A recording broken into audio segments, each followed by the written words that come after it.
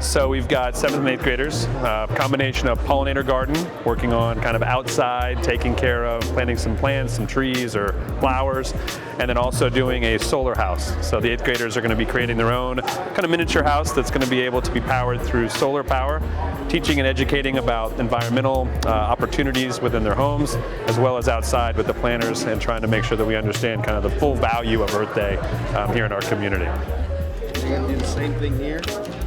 On the back, over the top. Same over here. This is our, I think, our 3rd overall here with different buildings and kind of rotating around. Really, it's about getting these kids started early, understanding the foundation of sustainability, being good stewards of the environment, but also trying to teach them that, hey, this isn't just about saving a tree. You know, it's about saving money. It's about reinvesting and using those funds in other ways. So you want to make this hole about as deep as this whole pot is. So once you get your hole started, put your pot in there and see how much room you have. Exactly.